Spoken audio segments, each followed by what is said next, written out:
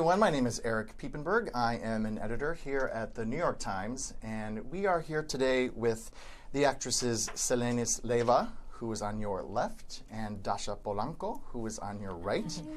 And you may recognize them from the show Orange is the New Black.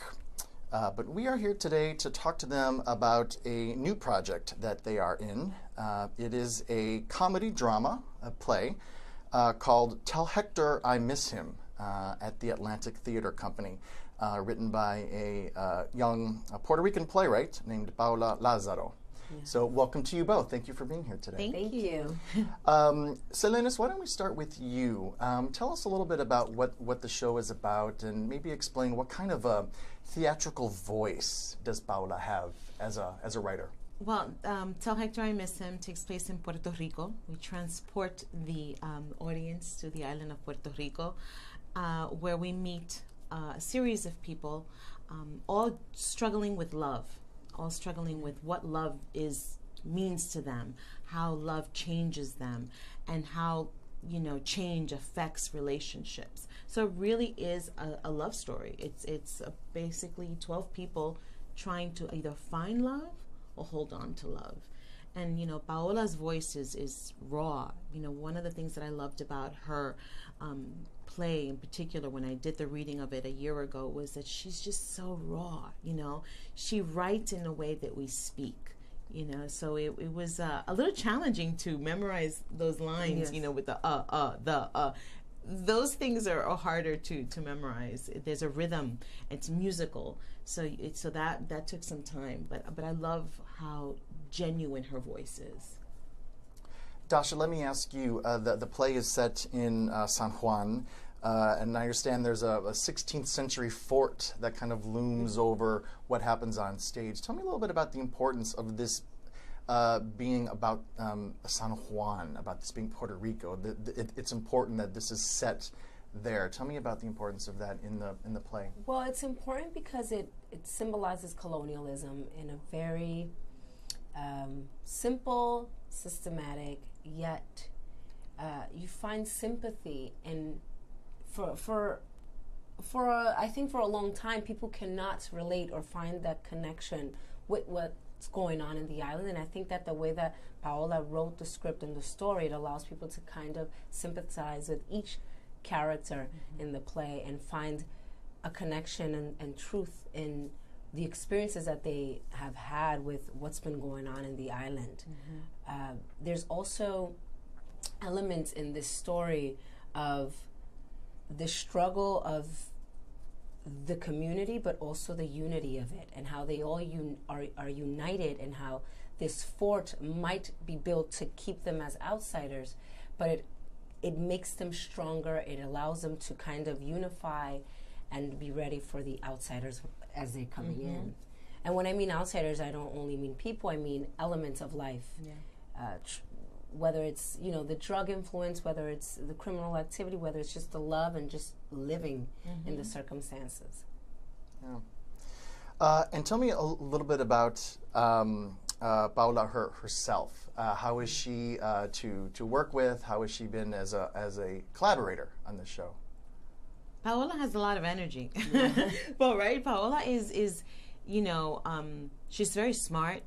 I'm excited that she's this, the Latina who's writing for us. We needed that. We needed the voice of the Latino community to be heard, and she's doing it in this play. And I can't wait to see what she develops in the future, it's because exciting. There's so much going on, right?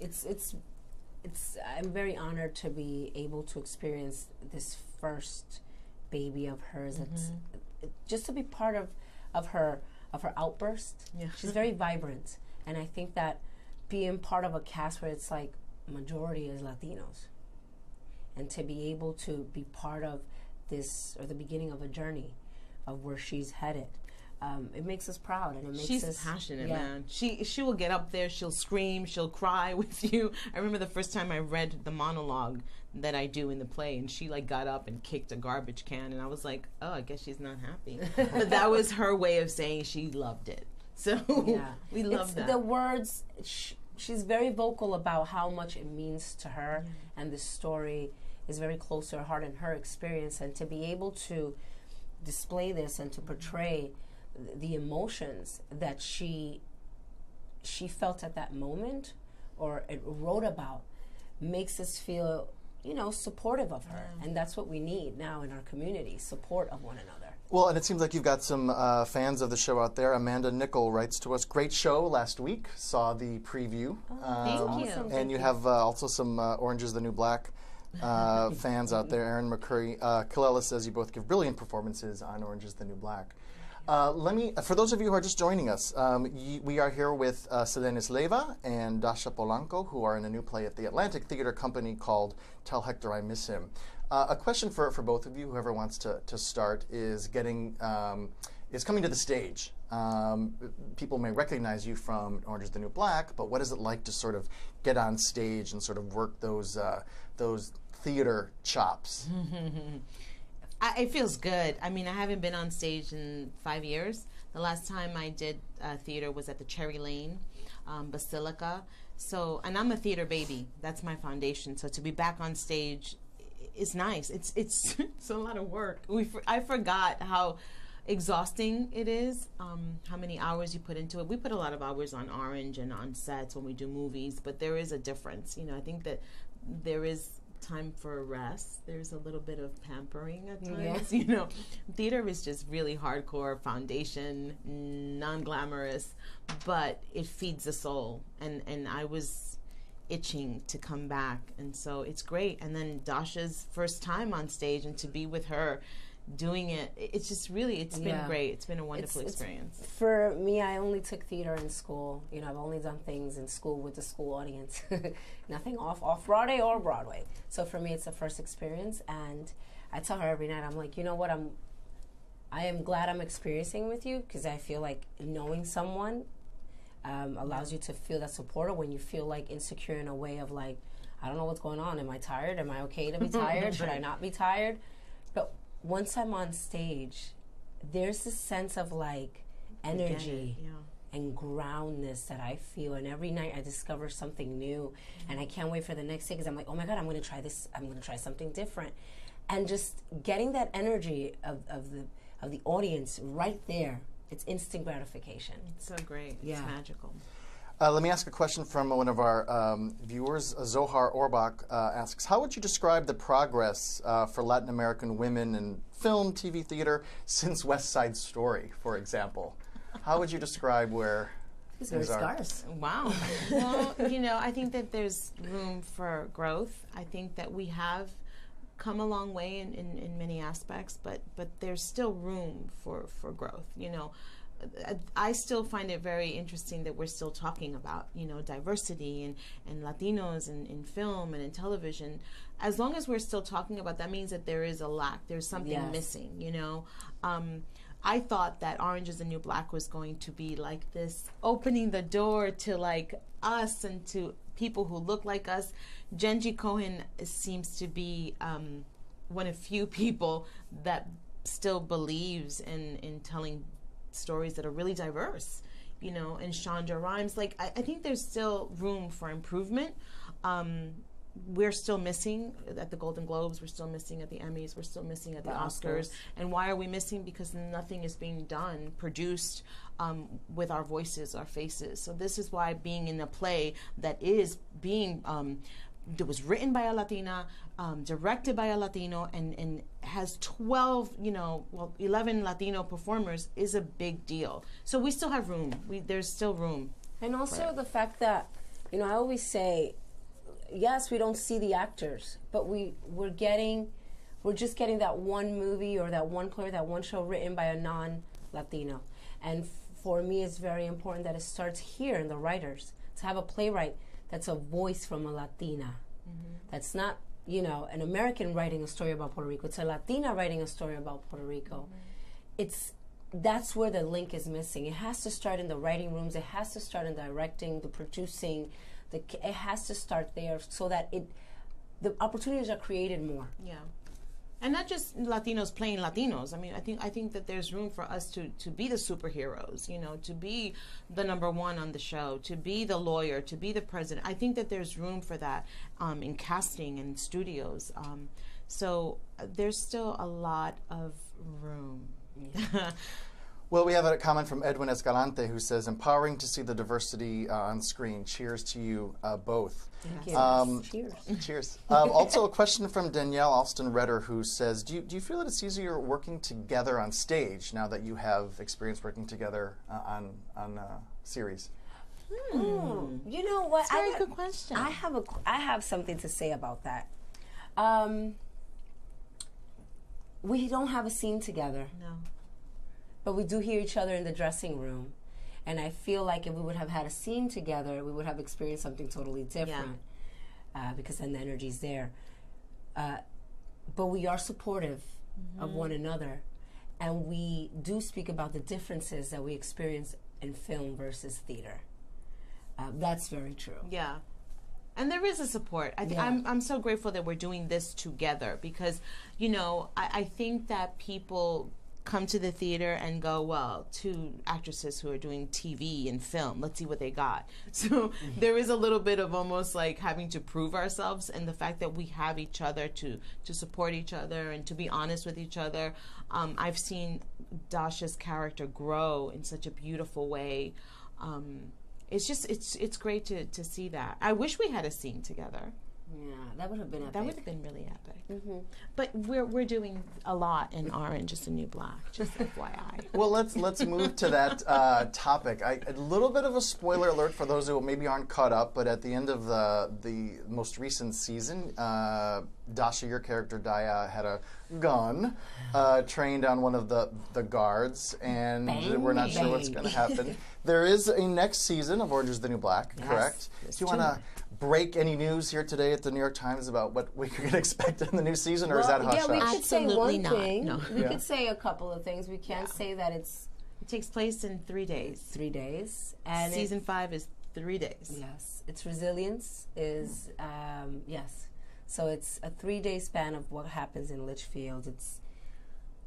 It's a shift of power. It's no longer guards guarding prisoners. It's more of everyone's guarding themselves. There's a lot happening. Infiltration. It's a scary survival season. survival of the fittest. That it's a scary season. I'm like, right. Can I say that? No. It's a scary season. Scary season. Yeah. Okay. All right. Good to know. Do you know when that's coming out, or we're not sure yet? We're not too sure of the exact date, but definitely this summer of 2017. We have an interesting question, just sort of a side question here. Jackie Cuccinello wants to says, my son took theater for 4 years in high school, and he loves it. He's Latino. How do you think he should further his theater education? Be educated. Continue to educate yourself. You know, read as many plays as possible. Continue to take classes. You know, expand your horizons. Be an educated actor. I think an educated actor is always a good actor.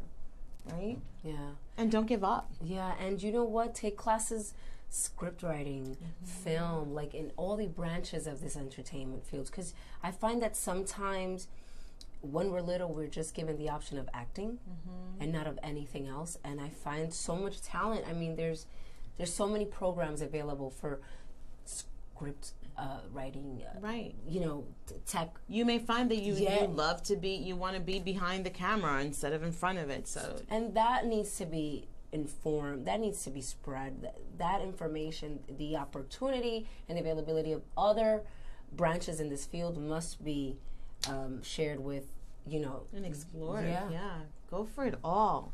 Yeah. Gosh.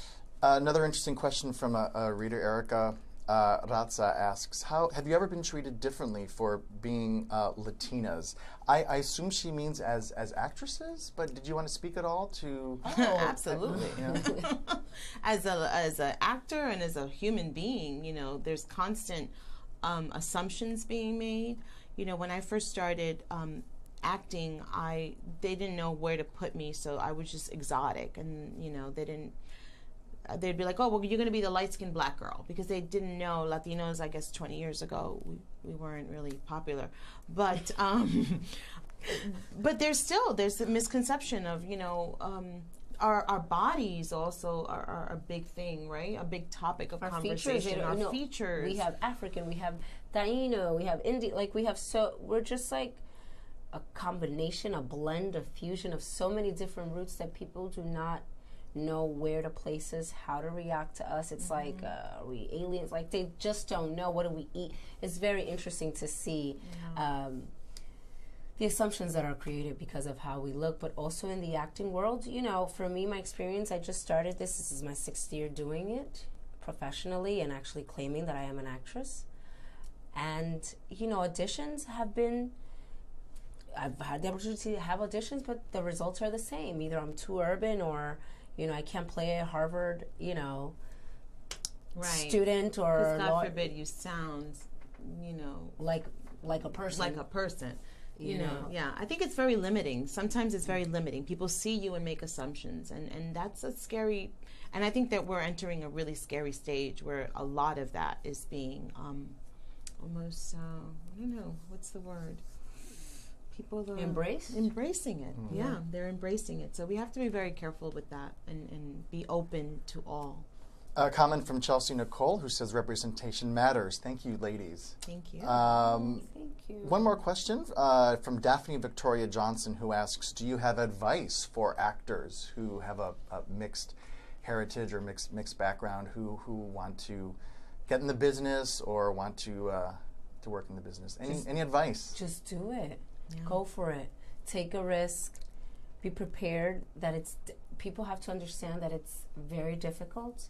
You go home sometimes after an audition, after getting that no and feeling like I'm just not good enough for it, and then you have to shake it up. I mean, we have this conversation all the time where Selenis and I, we feel a certain way because of how we look and because we don't have that security or the same opportunities as white actors, as black actors. We're still auditioning. Yeah. We have to audition for that one role, you know, one line in a movie.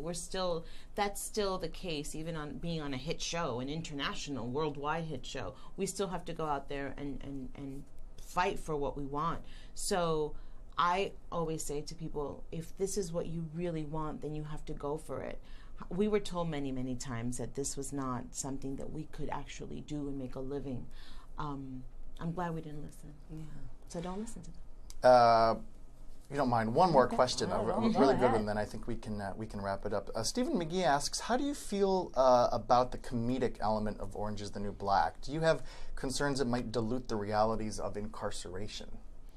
Absolutely not. There's comedy in life. You know, you could be at a funeral and something will make you laugh, not because you're not being sensitive, right?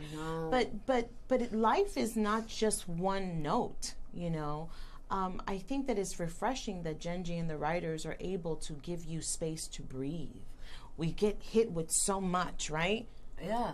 And first and foremost, Orange has brought up a lot of subjects to be spoken about that were not in a long time, that people felt not comfortable speaking about. You know, women in prison, oh God forbid, what's going on? Oh, sexuality. All these things, because of a show like Orange, it has allowed us to be involved in it, to even educate ourselves in these issues that we were never taught about or never exposed to. So for the most part, it's caused a form of like, it breached this subject. It allowed platforms for individuals to cooperate with prison reform systems. Conversations are being had that haven't ever been, you know. So I don't think so at all. And I would imagine that people that are behind bars, you know, we always get that. They do have there's moments of life and laughter and pain and it's the same thing, you know. So I think it's really refreshing that the show is able to tap into both worlds like that. Why don't we finish today with telling us a little bit about where people can see Tell Hector I Miss Him. Tell us when it starts performances, where it is, and how they can go about getting tickets. And maybe just, you know, for those who are joining us maybe a little bit later, tell us again, what is it about and what people can expect. Tell Hector I Miss Him at the Atlantic Theater, Stage 2.